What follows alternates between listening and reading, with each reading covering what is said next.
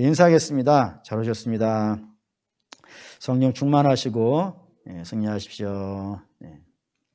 제가 새벽 예배를 끝나고 집에 가서 아침마다 보는 드라마가 있습니다. 근데 그 드라마를 최근에 끊었습니다. 그 끊은 드라마가 뭐냐면 광개토 태왕이라고 하는 드라마인데, 옛날에 했던 드라마를 지금 재방송하는가 보더라고요. 근데 그 방송을, 드라마를 이렇게 열심히 보게 된 이유가 뭐냐면은 그 광개토 태왕이 가지고 있는 기상과 기백 있잖아요. 그런 것이 제가 청년 시절에 가졌던 꿈하고 비슷했기 때문입니다. 어느 면에서 비슷했냐면, 광개토 태왕이 있던 시절에 지금 중국이라고 하는 땅을 지배하고 있었던 강대국이 후연이라는 나라가 있고 또 북이라는 나라가 있었는데, 이들하고 맞서 싸우는 거예요. 기죽지 않고 당당하게 맞서 싸워가지고 결국에는 이긴 거예요. 이겨서 그 드넓은 만주벌판을 장악하는 그런 이야기가 이제 그 드라마에 등장을 하거든요. 근데 아시는 분은 아시겠지만, 제가 청년 때 가졌던 꿈이 세계 정복입니다. 물론 총칼 들고 정복하는 것이 아니라 복음으로 세계 정복하겠다고 하는 그런 포부를 갖고 살았었기 때문에 이 세계 정복이라는 이 동기부여가 비슷한 거예요. 그래서 그 드라마를 보면서 나도 세계를 정복해야지 이런 생각을 지금도 하고 있기 때문에 이제 즐겨봤는데, 최근에 이번 설교를 준비하다가 그 드라마를 껐습니다. 끄게 된 이유가 뭐냐면은, 이 전쟁 드라마니까 제일 많이 등장하는 것이 사람 죽는 이야기입니다. 사람 죽는 것 때문에 끈 건 아니고, 근데 그 사람 죽는 방법이 마음에 걸렸어요. 그게 뭐냐면은, 전쟁을 하면 주로 많이 나오는 이야기가 전공법이죠. 공성전을 하고 성을 기어 올라가고 이런 전공법에 대한 전쟁도 있지만, 꼭 그런 것만 등장하는 것이 아니라 정말 많이 나오는 것은 적을 유인하는 겁니다. 그러니까 우리가 본진이 어떤 산 기슭 같은 데다가 매복을 하는 거예요. 그리고 매복을 한 자리에 적군들을 데리고 와야 되는 거예요. 그러면 어떻게 해야 데리고 올 수 있을까요? 미끼를 던져야 돼요. 그 미끼를 무료에 쫓아오지 않겠어요. 근데 그때 미끼를 뭘로 쓸 것 같으세요? 토끼로 쓸까요? 아니면 소나 돼지로 쓸까요? 아닙니다. 뭘로 쓰냐면 자기 군사로 씁니다. 사람으로 씁니다. 그래서 이렇게 하는 거예요. 군사들을 보내죠. 보내서 싸우게 하는데, 그때 많이 안 보내는 거예요. 조금만 보내는 거예요. 그러면은 전쟁을 하다가 죽지 않겠어요, 우리 군사가. 그때 이제 장군이 우리 군사 빼라 그러는 거예요. 후퇴하라 그러는 거예요. 그러면 상대 장수는 어떻게 생각하겠어요, 그때? 우리가 기세를 잡았다. 우리가 승기를 잡았다. 이참에 쫓아가가지고 완전히 섬멸하자는 생각을 갖지 않겠어요. 그런 생각을 갖고 쫓아오는 거예요. 어디까지? 우리 군사가 매복행인 데까지. 거기 와가지고 죽이는 거예요. 그래서 전쟁에 승리하는 장면이 그 드라마 곳곳에서 아군도 하고 적군도 하는 거예요. 그게 보편적인 전쟁하는 방식인 것 같아요. 근데 그게 굉장히 마음이 아팠어요. 왜냐하면 거기에 미끼로 던져진 군사들이 당연히 전쟁에 나가는 내용이니까 젊은 사람 나가겠죠. 젊은 사람은 자기가 미끼란 걸 알까요, 모를까요? 미끼라고 알고 어떻게 가겠어요? 자기가 미끼인지 몰라요. 그냥 왕이 나가라 그러니까 조국을 위해 싸우겠다고, 가족을 위해 싸우겠다고, 그런 목적으로 나가는데, 그 목적으로 나가는 거를 장수들은 미끼로 이용을 하는 거예요. 그리고 죽는 거지. 근데 그 모습이 내 아들 같았어요. 우리 아들이 누군가의 목적을 위해서 미끼로 쓰임받을 수 있다는 그런 생각이 들었어요. 물론 이렇게 생각하실 분도 있을 거예요. 목사님, 전쟁이잖아요. 대의를 위해서 소수가 희생될 수 있는 거잖아요. 그리고 소수가 희생이 되어져서 더 많은 아들들을 살려낼 수도 있잖아요. 그리고 어쩔 수 없는 것 아니겠어요. 물론 그 말이 틀린 말은 아닐 거라 생각합니다. 근데 우리 주님도 그렇게 생각하실까요? 우리 주님도 큰 대의를 위해서 소수의 희생쯤은 아무것도 아닌 그런 분으로 생각하실까요? 그냥 지그시 밟고 어쩔 수 없는 거야. 대의를 이루어야지. 대의니까, 큰일이니까 소수는 그 안에서 좀 희생당하는 것도 감내해야지. 이런 생각을 우리 주님도 가지고 계실까요? 그거에 대한 답을 제가 오늘 본문에서 찾았어요. 찾았기 때문에 드라마를 껐어요. 그럼 이제 그 내용들을 좀 살펴보시죠. 먼저 설교의 시작은 마태복음 20장 17절에서 시작을 할게요. 읽겠습니다. 예수께서 예루살렘으로 올라가려 하실 때에 12제자를 따로 데리고 길에서 이르시되라고 했어요. 이 이야기는 예수님이 예루살렘에 가시는 동안에 다 이루어진 거예요. 그런데 예수님이 예루살렘에 올라간 건 이번이 처음일까요? 아닐까요? 아니에요. 이 유대인들이 1년에 3번은 기본으로 간다니까요. 그러니까 예수님이 저 때만 해도 33살로 되어져 있으니까 1년에 3번씩만 갔다가도 100차례 가까이 간 거란 말이에요. 근데 예수님은 그것만 갖지는 않았겠습니까? 수시로 예배드리려고 많이 가셨을 거란 말이에요. 굉장히 많이 가셨는데 많이 가신 예루살렘 올라가는 것과 뭐 저게 뭔 차이가 있어서 저것이 중요할까요? 생각하시겠지만 이전에 갔던 예루살렘 올라간 이야기하고 20장 17절에 예루살렘 올라가는 이야기는 전혀 다른 이야기예요. 이때까지는 전체가 다 똑같은 얘기지만 이번은 다르다 이거예요. 그때는 그 방법이지만 이번엔 다르다 이거예요. 뭘로 보면 다르다는 걸 아냐면은 20장 21절 이하에 등장하는 대화의 내용에 이번에 올라가는 것은 이유가 다르다는 것이 나와요. 어떤 이야기가 등장하냐면 이런 얘기 나옵니다. 야고보의 어머니, 요한의 어머니가 예수님께 와서 청탁을 넣었어요. 이전에는 이런 청탁이 없어요. 처음으로 등장했어요. 그 청탁이 뭐예요? 예수님이 예루살렘 올라가셔서 나라를 세우시면 한 아들은 오른편에, 한 아들은 왼편에 높은 자리에 하나씩 주세요 라고 이렇게 부탁을 한 거예요. 청탁을 넣은 거예요. 그러자 제자들이 뭐라 그러죠? 막 분내요. 왜 여기서 제자들이 분낼까요? 자기들도 그게 목적이거든요. 그러니까 예전에 올라갈 때는 나라를 세우고 거기에서 왕하고 뭐 벼슬아치하고 이런 계획이요. 예전에는 없었어요. 예전에 뭐 때문에 올라간 거예요? 제사하려고.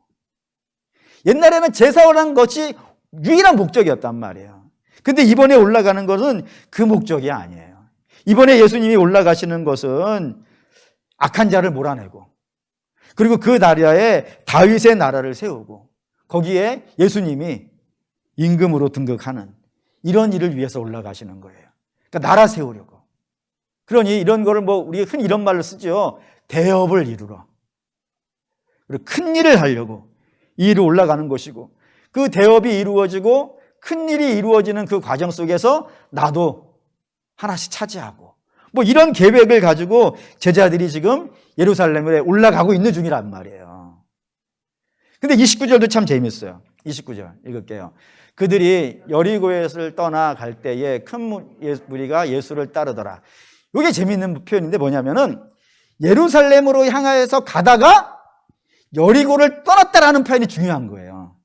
이게 무슨 말이냐면 이스라엘이 갈릴리 북쪽에 살고 있던 사람들이 예루살렘에 들어가려면 반드시 지나가야 되는 곳이 있는 거예요. 거기가 어디예요?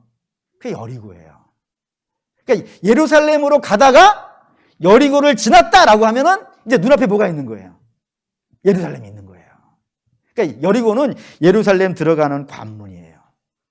이게 급박함이 여러분 느껴지셔야 돼요. 급박함이.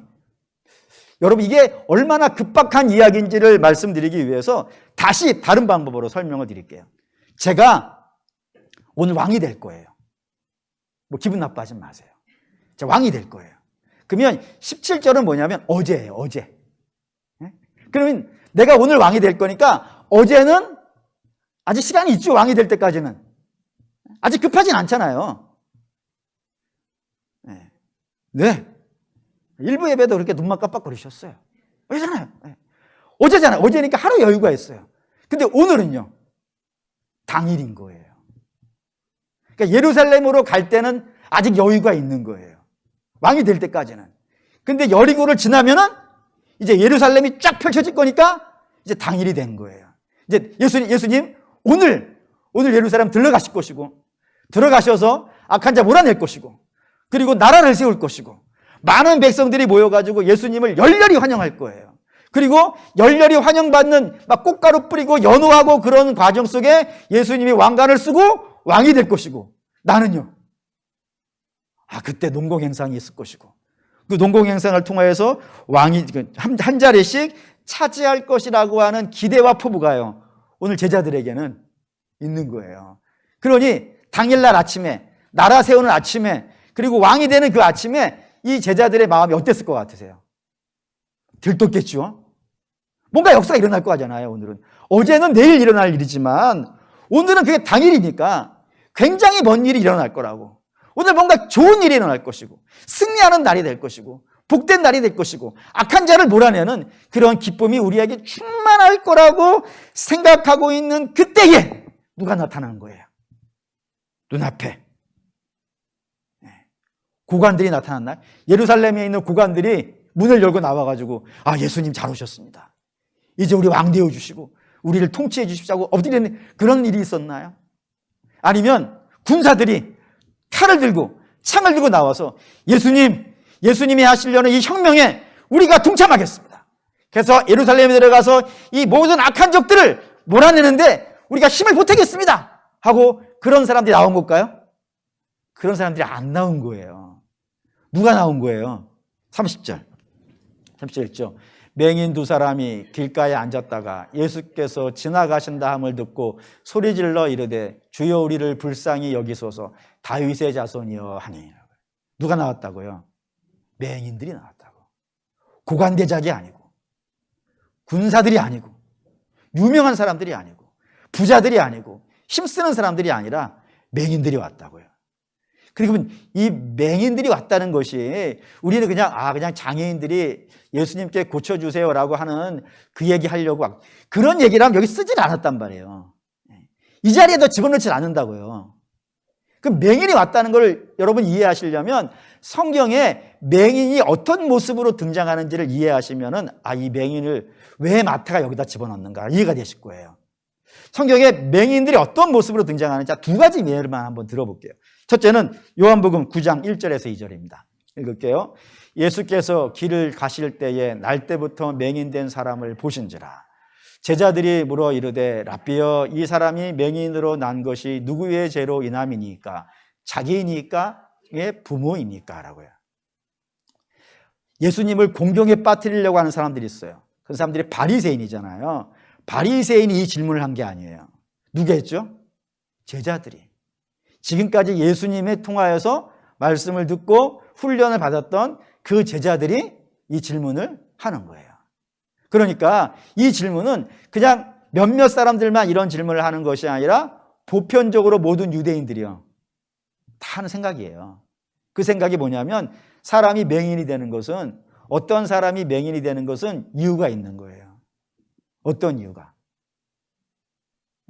본인이 죄를 지었던, 부모가 죄를 지었던, 누군가가 죄를 지었을 것이고 그 죄에 대해서 하나님이 뭐 하신 거예요? 심판하신 거예요. 그게 맹인이에요. 그러니 저 맹인이 나타나면 저 사람 자체가 이미 유대인들의 마음속에는 어떤 사람이에요? 하나님의 심판받은 사람이에요. 그런 사람이 옆에 오는 게 좋아요, 안 좋아요? 좀 더 가볼까요? 열왕기하 6장에 가면 이런 이야기 있어요. 아주 유명한 이야기예요. 아람이라는 나라가 있었는데 이 아람이 북이스라엘을 침공해서 이기고 싶었어요. 그래서 여러 계책을 쓰고 여러 방법을 쓰는데 하나도 안 통하는 거예요. 그래서 왜 우리가 계책을 세울 때마다 이게 왕이 조모조모 빠져나가고 여기다가 함정파하면 딴 데로 지나가고 뭐 이런 일이 벌어지는가라고 탐정, 석후를 보내가지고 조사를 했더니 이스라엘에는 대예언자가 하나가 있는 거예요.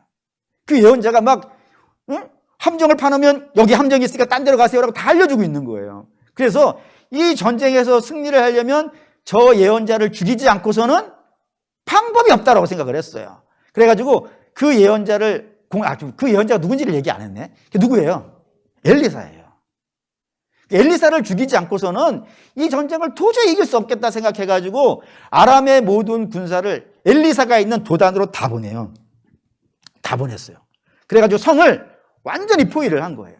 그러자 엘리사의 종이 하나가 있었는데 이 종이 아람의 군사들이 성을 빽빽하게 포위되어 있는 걸 보고 절망을 합니다. 탄식을 하면서 울면서 엘리사에게 이야기하죠. 선생님, 우리 이제 죽었어요. 저 많은 군사들이 우리를 다 둘러쌌는데 우리가 무슨 힘이 있다고 여기를 벗어날 수 있겠어요? 라고 이렇게 탄식을 합니다. 그러자 엘리사가 기도를 하죠. 하나님, 이 종의 눈을 밝혀주십시오. 그래서 진짜를 보게 해주세요. 라고 해서 기도했더니 그 종의 눈이 밝아졌어요. 밝아져서 보니까 어떤 이 상황이 벌쳐져 있는 거예요. 아람의 군사들이 있는데 그 군사들 뒤에요. 하나님의 군사들이 와 있는 거예요. 그 불말과 불병거가 그 성 전체를 가득 싸가지고 오히려 이 아람의 군대가 포위되어져 있는 이 장면을 보게 한 거예요. 그리고 엘리사가 다시 기도를 해요. 하나님, 이번에는 저 아람의 군대를 눈을 멀게 해주십시오. 라고 기도하니까 그들이 어떻게 돼요? 일시에 다 눈이 멀어요. 이런 걸로 미루어 봤을 때 어떤 사람이 어두웠던 눈이 밝아지는 거는 뭐 때문에 그런 거예요? 하나님의 은혜가 임한 거예요. 반면에 어떤 사람이 안 보이게 되는 것은요, 하나님이 심판하신 거예요. 이게 성경이 가지고 있는 그런 이야기들이에요. 그러니 랭이는 일반적으로 봤을 때 하나님의 심판이 임한 사람들이에요. 그런 사람들이 나타났으니까 이 제자들이 기분이 어떻겠어요? 그것도 우리가 지금 왕으로 나라를 세우러 들어가는데 예수님 앞에 예수님 저 좀 고쳐주세요 라고 한 사람들이 이 사람들만 있었던 건 아니잖아요. 수도 없이 있었잖아요. 그땐 제자들이 아무 말 안 했어요. 그때는 아무 말 안 하다가 오늘 문제가 된 거예요. 오늘은 뭔 날이니까요? 좋은 날이에요. 오늘은 길일이에요. 마치 이런 느낌입니다. 여러분들이 중요한 시험이 있어요. 중요한 시험이 있는데 그래서 아침에 나가는 거예요. 문을 열고 탁 나가는데 까마귀가 날라와서 어깨에서 깍깍 물어대는 거예요. 지금 뿐만 아니라 여러분들이 오늘 중요한 미팅이 있어요. 그 중요한 분을 만나기 위해서 새 옷을 사고 새 신을 신었단 말이에요. 그리고 문 밖을 탁 나갔는데 개께서 뭘 해놓으셨네. 그걸 밟아버린 거예요. 지금 그런 느낌 드시나요? 그게? 그때 느낌 어떤 느낌이에요? 아이, 재수온 붙었네. 그게 지금 제자들이 가지고 있는 마음이라고요. 이 중요한 날, 이 대업을 이루는 날, 이 큰일을 해야 되는 날, 하필이면 하나님의 심판을 받고 있는, 하나님의 눈을 어둡게 만들어버린 저런 사람들이 나타나서 나타난 것도 열받아 죽을 판인데 예수님의 길을 어떻게 하고 있는 거예요? 막고 있는 거예요. 지금 못 가게. 예루살렘에 가야 왕 될 텐데, 예루살렘에 들어가야 깃발 꽂을 텐데, 얼른 가야 되는데, 얼른 가야 나라 세우고 임금 되시고 우리가 한 자리 차지하는데 그들이 예수님 못 가게, 우리를 불쌍히 여겨주세요라고 거기를 붙잡고 못 가게 하고 있는 거예요. 그러니 제자들이 열을 받은 거지. 열을 받아가지고 31절입니다. 31절 읽겠습니다. 무리가 꾸짖어 잠잠하라 하되 더욱 소리질러 이르되 주여 우리를 불쌍히 여기소서 다윗의 자손이 하는지라. 여기 꾸짖어라고 하는 단어가 중요해요. 에페티메센이라고 하는 단어인데, 에페티메센이라고 하는 단어인데 이게 어떤 느낌이냐면 맹비난이에요. 맹비난. 우리가 대업을 이루러 가는데 불길한 징조라고 생각하는 거예요. 마치 까마귀 날라온 거예요. 그 까마귀 날라오면 어떻게 해야겠어요? 물론 여러분들은 그런 생각 안 하시겠지만 옛날에 그랬잖아요. 옛날에 재수없어 해가지고 쫓아버려야 되는 거예요. 물론 경험이 없으니까 잘 눈만 깜빡거리실 수밖에 없겠지만 그런 겁니다. 맹비난을 가해서 저 불길한 징조, 하나님의 심판받고 있는 저 징조를 우리에게서 좀 떨어뜨려야 돼요. 그래야 우리가 빨리 예루살렘에 갈 수 있고 승리할 수 있지. 저런 불길한 사람이 내 앞에 나타났으니까 이거 재수 온 붙은 일이 된 거예요. 그래서 맹비난을 해가지고 쫓아버리려고 꾸짖고 있는 거라 이겁니다. 그게 제자들의 마음이라고요. 목적이 있는데 목적에 이 사람들이 방해가 되는 거예요. 그래서 그들을 짓눌러 버리는 게 제자들의 모습이었다 이거예요. 그럼 예수님은 어떠냐 이거예요. 예수님도 제자들처럼 대의를 이루기 위해서 소수를 짓눌러 버리는 그런 일을 하실까? 성경은 이렇게 쓰고 있습니다. 32절에서 34절 읽을게요. 예수께서 머물러 서서 그들을 불러 이르시되 너희에게 무엇을 하여 주기를 원하느냐? 이르시되 주여 우리의 눈뜨기를 원하나이다. 예수께서 불쌍히 여기시고 그들의 눈을 만지시니 곧 보게 되어 그들이 예수를 따르니라. 중요한 단어가 34절에 있는 불쌍히 여기사라는 단어입니다. 이게 스클랑크 니스데이스라고 하는 단어인데 어떠한 단어냐면 가슴이 찢어지는 아픔이에요. 그러니까 불쌍히 여기는 게 그냥 아이고 불쌍해라. 그냥 지나가다가 뭐 이렇게 좀 불쌍한 사람 보면은 아이고 불쌍해라 이런 동정심 생기잖아요. 그런 느낌이 아닌 거예요. 이 단어는 그 아픔이 자기의 아픔이 되신 거예요. 그래서 그 가슴을 찢고 있는 거예요. 너무 가슴 아파가지고 그들이 보니까 너무 괴롭고 너무 안쓰럽고 너무 슬프고 그래서 그들을 보니까 발을 못 대겠는 거예요. 지금 중요한 예수님이 지금 하시는 일은 제자들이 그냥 나라 세우는 정도의 문제가 아니에요. 예수님은 지금 예루살렘에 왜 가시는 거예요? 십자가 지러 가시는 거예요. 근데 이 십자가 지는 것은 하나님의 놀라운 뜻이란 말이에요. 계획이고. 그리고 이 계획을 이루시기 위해서 예수님이 하늘의 보좌를 버린 거예요. 그리고 그 하나님, 성자 하나님이라는 지위도 내려놓고 스스로 종이 되신 거예요. 이거를 위해서. 이 십자가 지기를 위해서. 그리고 그 십자가를 지기 위해서 이 땅에서 33년을 사신 거예요. 그리고 그 십자가 지는 일을 하시기 위해서 지금까지 기도하신 것이고 그게 힘든 일인지 알기 때문에 마음을 다잡고 이번에 올라가면 나는 이제 죽을 거야 라고 하면서 제자들에게 당신이 올라가면 누구에게 뭐 받을 것이고 제사장들에게 미움받을 것이고 백성들에게 쫓겨날 것이고 그런 이야기들을 쭉 하시면서 당신의 마음이 어떻겠어요? 그럼에도 불구하고 올라가는 길이라고요. 이 길을 가야 되는 것이 당신의 사명이고 당신이 이 땅에 온 목적이기 때문에 굉장히 중요한 대의란 말이에요. 그 대의를 이루러 올라가시는데 모든 사람이 봤을 때 미움의 대상이 되는, 싫음의 대상이 되고 입을 다물게 해줘야 되고 쫓아내버려야 되고 와우 하고 내보내야 되는 그런 사람들이 나타난 거예요. 그때 예수님 어떻게 하신단 말이에요. 그들의 아픔이 당신의 아픔이 되어가지고 가던 길을 멈췄다고요. 멈추고 뭐 하시는 거예요? 고쳐주신다고요. 그냥 당신 능력이 있으니까 얘다 너 받아라 해가지고 던져주시는 그런 값싼 동정이 아니고 저들의 아픔을 이해하시고 저들의 아픔을 공유하시면서 저들의 쓰린 속을 마루 어루만지시면서 성경에 이렇게 되어 있잖아요. 그 눈을 만지시면서 그냥 눈 떠 해도 되잖아요. 근데 그들을 만져주고 계시다니까요. 위로하고 있고 걱정해 주시고 있고 해결해 주시는 그런 것들을 위해서 십자가 가시는 길을 멈춰버리신 거예요. 이게 놀라운 거예요. 이런 걸로 봤을 때 예수님이라는 분은 일 중심이겠어요? 사람 중심이겠어요? 네. 그럼 예수님은 십자가가 중요할까요? 사람이 중요할까요? 이해되시나요? 그러니까 십자가도 사람을 위해서 있는 거예요. 십자가를 지시기 위해서 사람을 동원하시는 것이 아니고 사람을 위해서 십자가를 지고 계시는 분이 예수님이라 이겁니다. 그러니까 철저하게 우리 편이고 철저하게 우리만 생각하시고 철저하게 우리를 도우시는, 우리를 보고 아파하시고 우리를 고치시려고 하고 우리를 위로하시려고 하시는 분이 그런 분이 예수님이라고요. 그렇기 때문에 그런 예수님을 만나는 사람들은 다 어떻겠어요? 마음이.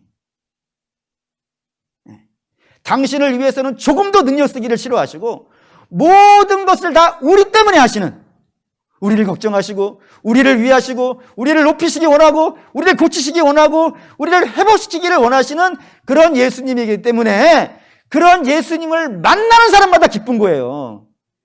그런 예수님을 만나는 사람마다 그 심령이 회복되어지고 그런 예수님을 만나는 사람들마다 그의 아픔들이 치유된단 말이에요. 문제는 예수님은 그런 분인데 그런 예수님을 믿는 교회와 성도는 그러냐 이거예요. 예수님을 만나면 치유되는데 교회를 나오면 치유되냐 이 말이에요. 예수님을 만나면 아픔이 회복되는데 교회를 나오면 아픔이 회복되냐 이거예요. 예수님을 만나면 사람들이 기뻐하는데 교회를 만나면 사람들이 기뻐하냐 이거예요. 왜 이게 다르냐 이거예요. 왜 이게. 오늘 새벽 아침에 읽은 말씀이 어저께 준비한 설교인데 한번 볼까요? 베드로전서 4장 8절 읽겠습니다. 무엇보다도 뜨겁게 서로 사랑할지니 사랑을 허다한 죄를 덮느니라. 이게 뜨거운 사랑, 이게 무엇보다도 서로 뜨거운 사랑을 하라고 말씀을 하시는데 이 말씀이 이 뭘까? 어저께 설교를 준비하면서 고민을 하는데 예수님이 비유 하나를 보여주셨어요. 제가 워낙 좋아했던 비유이기 때문에 여러분도 많이 들으셨을 거예요. 근데 저는 한 번도 이렇게 생각을 해본 적은 없거든요. 근데 이번에 그 생각이 들었어요. 그게 뭐냐면 달란트 비유예요. 워낙 많이 얘기했으니까 잘하실 거라고 생각이 돼요. 근데 이번에 이렇게 해야 되는데 뭐냐면 예수님이 달란트를 주시는 임금이 종들에게 달란트를 주는 거로 끝내요? 아니면 준 다음에 또 이야기가 또 있어요? 또 있죠? 어떤 이야기가 있나요?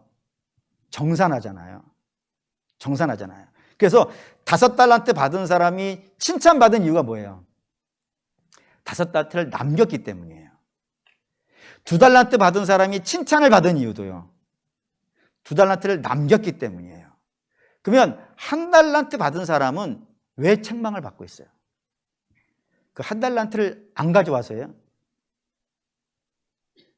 1달란트를 잃어버려서요? 아니죠. 1달란트를 가지고 아무것도 안 했기 때문이에요. 아무것도 안 했다고요. 땅에 묻어놓기만 했다고요. 이게 굉장히 저에게 충격이 됐어요. 왜냐하면은 저와 여러분은 예수님께 받은 게 있죠. 그 중에 제일 큰 거, 딴 거, 짜잘한 건 다 빼고 제일 큰 게 있어요. 너무나도 놀라운 게 있어요. 신비로운 게 있어요. 대단한 게 있어요. 그게 뭘까요? 그게 뭘까요? 뭘 받으셨어요, 여러분들은? 예수님께 뭘 받으셨나요?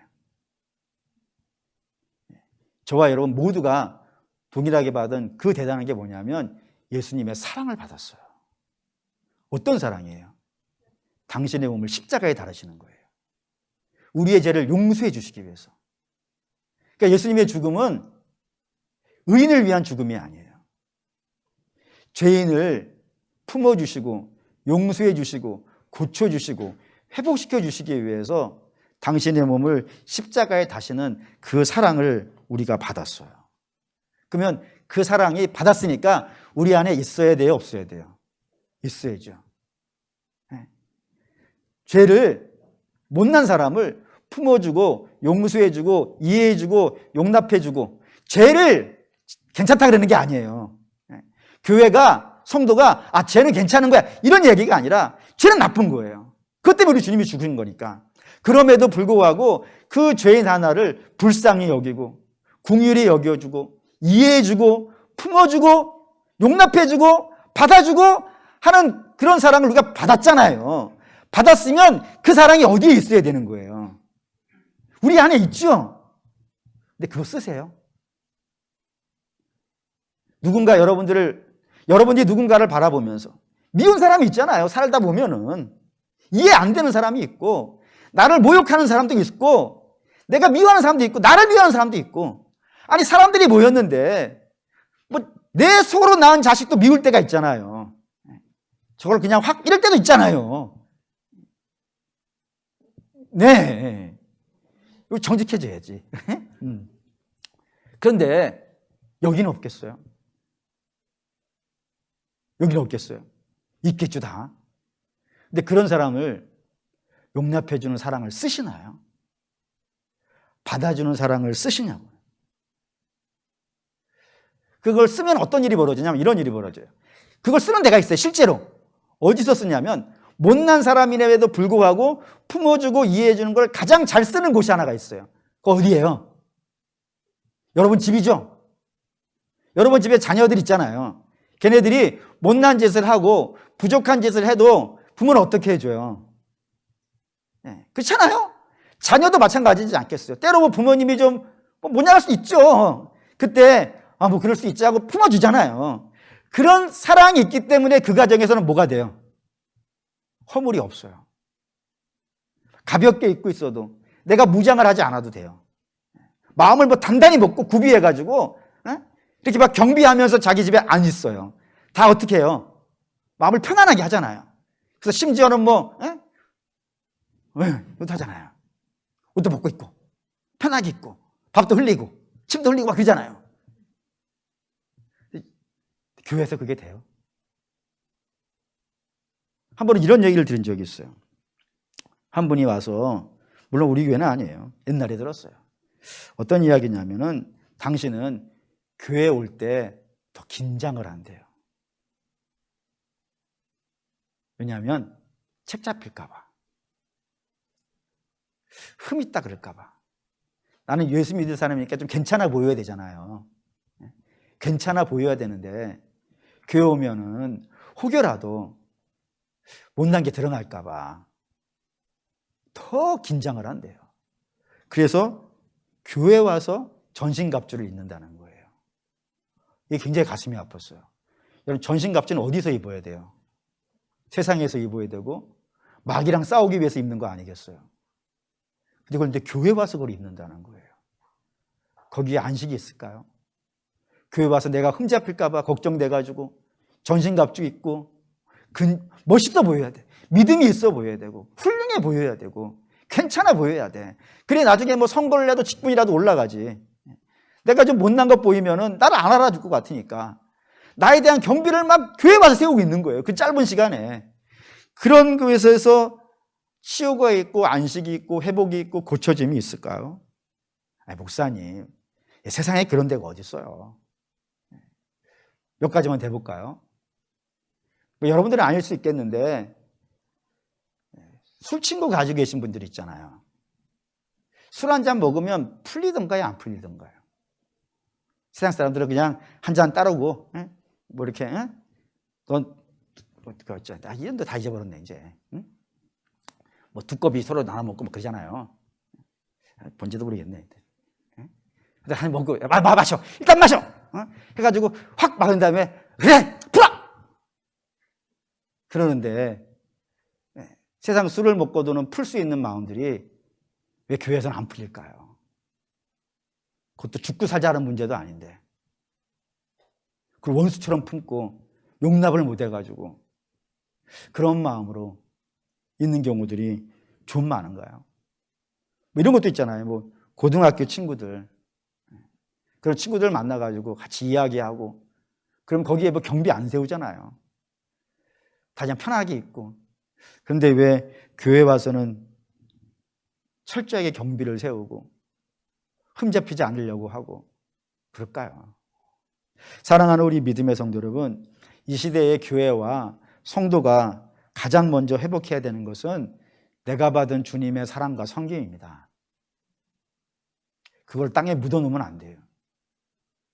그걸 끄집어내가지고 써야 돼요.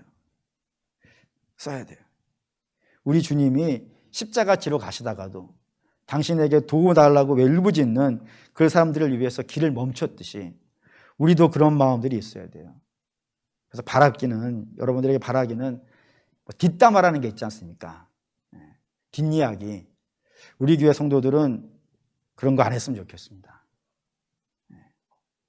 특별히 말이 한번 누군가에 대해서 이야기해가지고 한 사람을 타고 또 한 사람을 타고 하면은 살이 엄청나게 붙어가요. 그래서 없는 말도 있는 것처럼 되어져요. 그러니 얘기 안 했으면 좋겠어요. 가장 좋은 거는. 근데 혹시 해야 되는 경우가 있다면 저한테 와서 하시죠. 저는 듣고 안 나가니까. 근데 혹시 여러분 듣게 되어진다면 누군가 얘기하면 사람이 또 살다 보면 그럴 수도 있으니까 듣게 되어진다면 여러분에게서 끝내십시오. 다른 데 옮기지 마십시오. 100% 똑같이 옮길 수 없어요. 반드시 살붙어요. 그러니 옮기지 마십시오. 가장 좋은 거 이야기할게요. 가장 좋은 방법. 누군가의 흠을 보고 누군가의 부족함을 봤다면은 딴 데 가서 이야기하지 마시고 하나님 앞에 가서 이야기하십시오. 하나님, 저 성도가 이렇다 그러는데 불쌍하지 않습니까? 계속 저런 길로 가면 하나님 어떻게 되겠습니까? 다시 은혜의 세계로 돌아올 수 있도록 주님이 좀 붙잡아 주시고 올바른 길을 갈 수 있도록 좀 도와주십시오라고 그렇게 기도하세요. 그게 제일 좋은 방법이에요. 뿐만 아니라 또 하나 부탁드리는 건 성도들을 만났을 때 좀 따뜻한 눈빛으로 보시죠. 좀 기뻐해 주시고 주님이 우리를 따뜻한 눈빛으로 보시잖아요. 그것처럼 우리도 좀 따뜻한 눈빛으로 좀 보시고 진심으로 좀 유해 주시고 용납해 주십시오. 새가족이나 연약한 분들이 제단 앞에 나와서 뭐 할 때가 있잖아요. 그때 새가족이 와가지고 뭐 해 이러지 마시고 새가족이 와서 하니까 얼마나 좋아요. 안 좋아요? 이 새가족이 잘 적응하고 있네. 하나님이 보내주시는 사람들이 잘 적응하고 있네. 굉장히 이쁜 일이잖아요. 기뻐해 주세요. 잘한다 그러시고 애썼다 그러시고 그거 했다고 뭐 세상이 뒤집어지지 않잖아요. 연약한 자들이 실수하면 좀 견뎌주시지요. 좀 믿음이 강하신 분들이 좀 견뎌주시고 좀 이해해 주시고 언젠가는 되지 않겠어요? 아브라함이 아브라함 되는 데까지가 얼마 걸려요? 아브라함 75세에 하나님께 부름받아가지고 이삭 받을 때까지만 해도 25년이에요. 그리고 이삭이 장성할 때까지 더 걸려요. 그리고 나서 여호와 이레 산에서 아들 바치고 하나님께 의롭다라고 인정받는 거 아니겠어요? 줄 잡아도 한 40년은 걸린 것 같아요. 모세는 얼마큼 걸려요? 80년 걸려요. 부름받을 때까지. 믿음은요, 한꺼번에 안 돼요. 아브라함도 한꺼번에 안 됐고 야곱은 130세 됐을 때 되잖아요. 한 번에 안 돼요. 누구나 과정이라는 게 있어요. 그러니 좀 교회에서 어떤 사람이 좀 못난 짓 하면은 기도하시면서 좀 견뎌주세요. 이해해 주시고 품어주시고. 어느 교회가 좋은 교회일까요? 한 번 나가면 100명 전도해 오고 한 번 더 전도해 오면 1000명 전도해 오고 그런 전도에 대단한 능력이 있는 분들 뭐 있으면 좋죠. 있읍시다 우리 다.